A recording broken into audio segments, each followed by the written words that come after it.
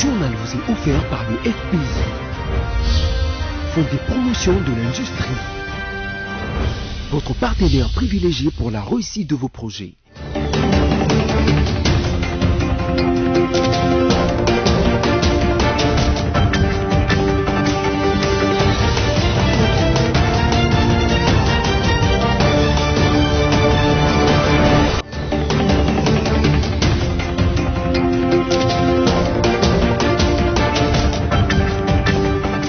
C'est l'heure de vous informer tout de suite les titres de l'actualité de ces journaux. À la une, l'Assemblée nationale adopte les 2 rapports de la Commission électorale nationale indépendante CENI, moyennant amendements et recommandations. Après la publication du gouvernement Sama Lukonde, la population quinoise n'a pas tardé de donner de la voix ce matin au micro de votre chaîne et d'y attendre beaucoup de ces gouvernements. Covid-19 en RDC, 305 échantillons testés positifs lundi 12 avril. 54 se sont avérés positifs au coronavirus, rapporte le bulletin de l'équipe des Riposta. Après le titre, place au développement, mesdames et messieurs, bienvenue. L'Assemblée nationale a adopté ce mardi les 2 rapports des élections présentés par Corneille Nangaa, président de la Commission électorale nationale indépendante CENI, moyennant des amendements et recommandations. Il s'agit du rapport sur le processus électoral pour la période 2012-2019 et les rapports annuels 2019-2020. Les détails dans cet élément. L'Assemblée nationale a adopté ce mardi 13 avril les 2 rapports des élections présentés par Corneille Nangaa, président de la Commission électorale nationale indépendante CENI, moyennant des amendements et recommandations. Il s'agit du rapport sur les processus électoraux pour la période 2012-2019 et le rapport annuel 2019-2020. C'était au cours d'une séance plénière consacrée à l'audition des réponses du président de la CENI aux préoccupations des députés recueillies lors du débat général du 9 avril dernier. Ces préoccupations étaient focalisées autour de la machine à voter, des contentieux électoraux, de l'organisation des élections locales, mais aussi l'organisation des prochaines élections prévues en 2023. Corneille Nangaa a indiqué que la tenue des élections en 2023 ne doivent pas dépendre de l'identification de la population. Lier ces 2 activités est très dangereux car elles ne dépendent pas d'une même institution et leur coût financier est exorbitant, a-t-il dit. Les cycles électoraux de 2012 à 2020 sont déjà passés, tournons la page vers le prochain scrutin, a chuté Corneille Nangaa.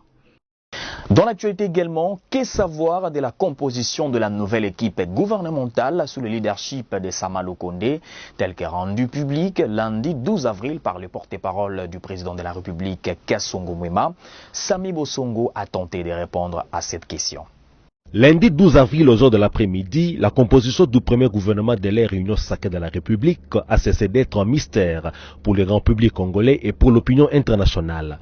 Constitué de 56 membres, hormis le Premier ministre, le nouvel exécutif national aux commandes de Sama Lukonde comprend 80% de nouvelles figures, 4 vice-premiers ministres, 9 ministres d'État, 30 ministres, 11 vice-ministres, 1 ministre près le président de la République et 1 ministre délégué. Certains anciens ministères ont été supprimés et d'autres créés tels que le ministère du numérique.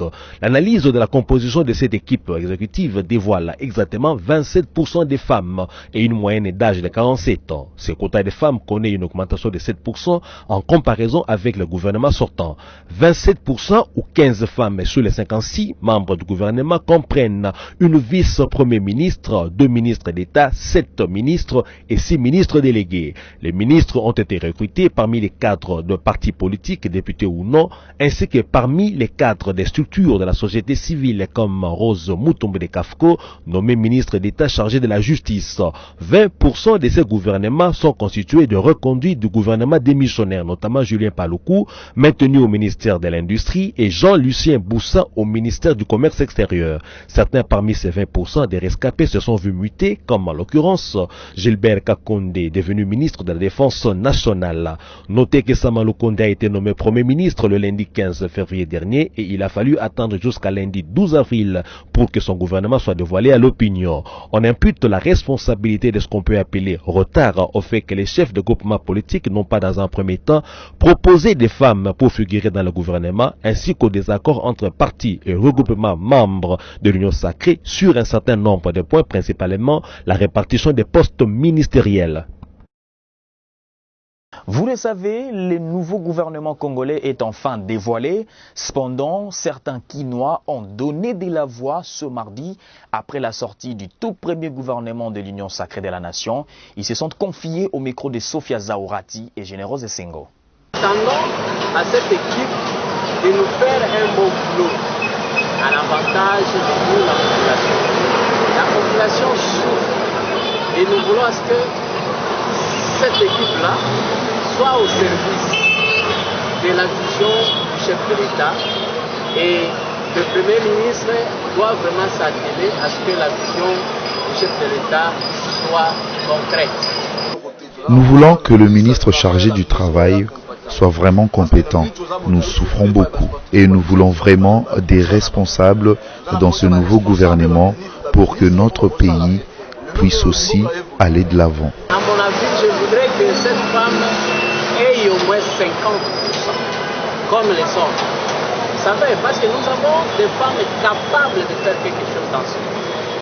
En province, après les attaques entre les jeunes des différentes communautés tribales munies d'armes blanches et d'armes à feu contre les forces de l'ordre le lundi dernier dans les territoires de Nyiragongo près de Goma dans le Nord Kivu, les bilans est de 10 morts, 34 blessés et une vingtaine de maisons incendiées. Voilà ce qu'a signalé ce mardi plutôt 13 avril les cabinets du gouverneur. Les détails avec Sophia Zaourati. Les bilans des affrontements entre les jeunes armés près de la ville de Goma dans le Nord Kivu et des 10 personnes tuées, 35 autres blessés et une vingtaine de maisons incendiées. Cette annonce a été donnée ce mardi 13 avril par les cabinets du gouverneur. La cause de cette escalade de violence dans l'Est est le ras-le-bol face à l'insécurité permanente à Beni et la volonté d'exiger le départ des forces de la mission des Nations Unies en République démocratique du Congo, MONUSCO.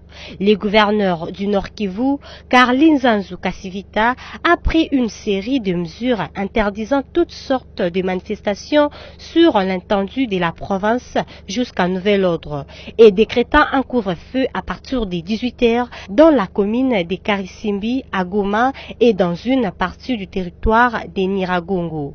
Cette mesure durera 3 jours et pourrait être renouvelée. Je le disais en titre, évolution Covid-19 en RDC. Aux dernières 24 heures, le comité de lutte contre ces fléaux rapporte 54 nouveaux cas de contamination sur 305 échantillons testés. Sophia Zaourati pour les détails. Selon le bulletin quotidien sur la situation épidémiologique en RDC du lundi 12 avril 2021, sur les 305 échantillons testés, 54 nouveaux cas ont été confirmés, dont 18 à la Tchopo, 17 au Nord Kivu, 16 à Kinshasa, 2 au Congo central et 1 à Ituri. D'après les comités multisectoriels de la riposte à la Covid-19 au pays, aucune nouvelle personne n'est sortie guéris du centre de traitement Covid-19 ni du groupe de personnes suivies à domicile. Le nombre de personnes guéries reste de 25 841. Pour rappel, depuis la déclaration de l'épidémie déclarée le 10 mars 2020, le cumul de cas est de 28 665, dont 28 664 confirmés et improbables. Au total, il y a eu 745 décès et 25 841 personnes guéries. Voirie urbaine, on en parle dans ce journal. Le gouverneur Gentini Ngobila a effectué le week-end dernier une visite d'inspection des différents chantiers routiers à travers la capitale de la RDC. Le premier citoyen de la ville s'est dit satisfait de l'évolution des travaux d'abord sur l'avenue Kikwit. Regardez.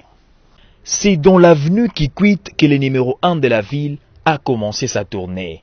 Ce tronçon qui est en pleine construction et modernisation par l'entreprise Safrimexa. Il a effectué également une marche de la deuxième entrée de la foire internationale de Kinshasa jusqu'au pont de la rivière Yolo. un satisfecit pour les usagers de cette artère. Nous avons seulement les grands boulevards, mais il n'y avait pas de routes secondaires. Si les routes secondaires sont réhabilitées, ça va créer une grande différence. C'est ce que nous avons besoin pour limiter les embouteillages. Notre souci était celui-ci, parce que ce tronçon mène vers la commune d'Ngaba. C'est vraiment raccourci.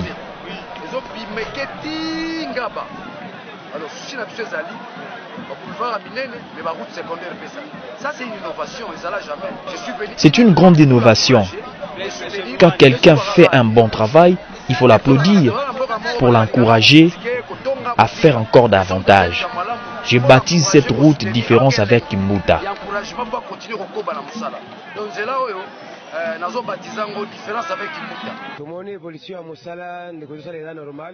L'évolution de ces travaux se passe bien. Moi, je viens de la commune d'Engaliema. Je suis ici pour soutenir le gouverneur Ngobila. Mettons la haine de côté, parce que c'est notre pays, nous sommes tous Congolais. La réalisation de ces travaux s'y voit à l'œil nu. Je suis ici pour l'amour de mon pays. Après l'avenue Kikwit, le gouverneur de la ville s'est rendu au pont Bongolo, qui se trouve dans un état de délabrement très avancé. Sur place, il a procédé à l'ouverture officielle d'une passerelle jetée sur la rivière Kalamou en vue de permettre aux piétons et petites voitures de passer en attendant les travaux de construction du pont de la chaussée qui débute cette semaine. Par ailleurs, Jean-Tini Ngobila s'est également exprimé sur l'éclairage public, annonçant les débuts de la poursuite des travaux d'installation des ampoules LED sur les grandes artères dès cette semaine, non sans omettre les avenues Bypass, Kassavubu, Willery, route de Matadi, l'avenue Sefou Alemba, ainsi que l'avenue Ngouma qui débouche sur le rond-point Kintambo, magasin. Dans un autre sujet, qui est Tchembo Konde Serge, le nouveau chairman du football congolais nommé à ses postes? Qu'est-ce qu'il a comme défi à affronter durant ses fonctions? Sami Bossongo répond à ces questions. La République démocratique du Congo a depuis lundi 12 avril courant un nouveau ministre des Sports. Il s'agit de Tchembo Konde Serge. C'est membre du PPRD et depuis 2019 député national de la circonscription électorale de Sakania. Il n'est pas un nouveau venu dans l'univers du sport, vu que pendant près de 3 ans, jadis, il a été ministre provincial des Sports dans le Haut-Katanga. Tchembo Konde Serge va trouver sur sa table de travail des dossiers comme la définition de la politique sportive de la RDC, assortie des objectifs clairs à court, moyen et long terme et d'un budget circonstancié pour la formation des cadres techniques et la construction des vraies infrastructures modernes. Autre dossier, la révision de la loi sportive du 24 décembre 2011 visant le commencement de l'autonomisation financière de toutes les fédérations sportives pour la professionnalisation du sport en RDC, sans perdre de vue le défi de mettre en place le mécanisme de la défiscalisation du sponsoring des activités sportives dans le but d'inciter les partenaires et sponsors à investir valablement dans le sport congolais. Tchembo Konde Serge remplace à ses postes Amos Mbayo, dont l'actif de qui on retient notamment la prise en charge des frais de transport des clubs engagés en Vodacom Ligue 1 par le gouvernement congolais. Ne nous quittez pas, la revue de presse, c'est dans un instant.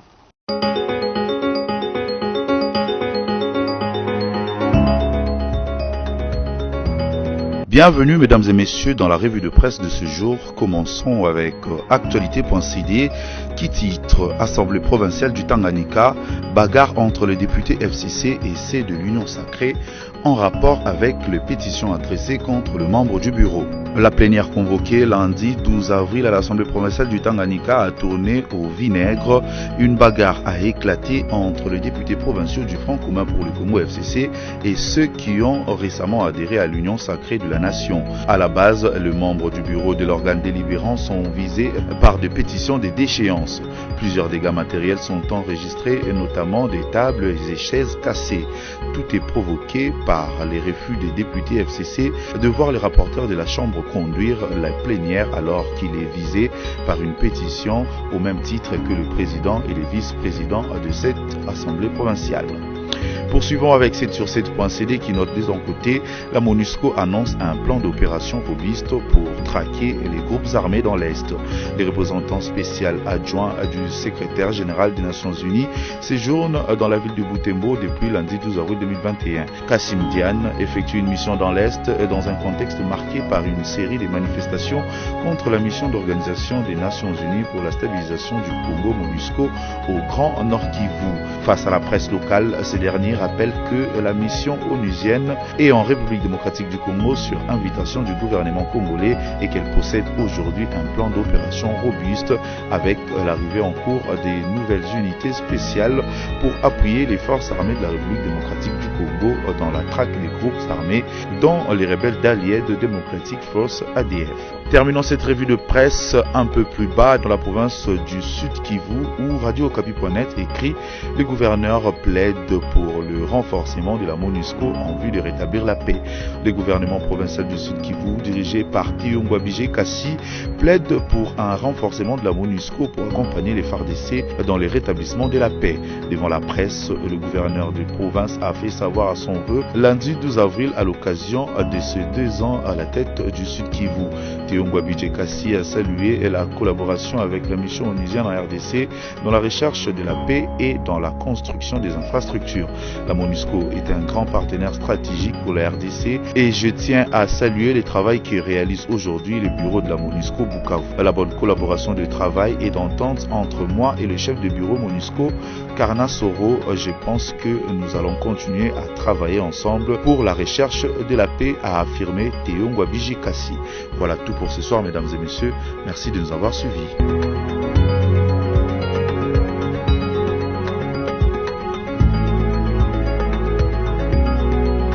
Si vous nous avez pris en cours de diffusion, voici l'essentiel à retenir.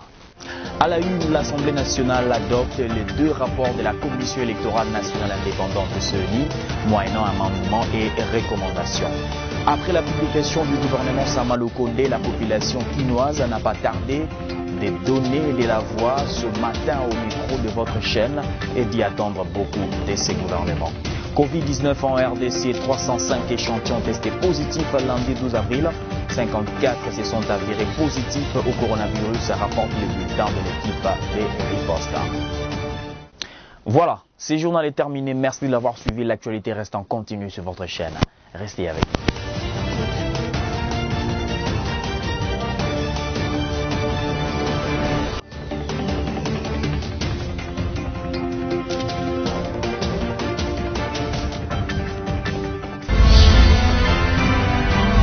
Ce journal vous a été offert par le FPI, Fonds des promotions de l'industrie, votre partenaire privilégié pour la réussite de vos projets.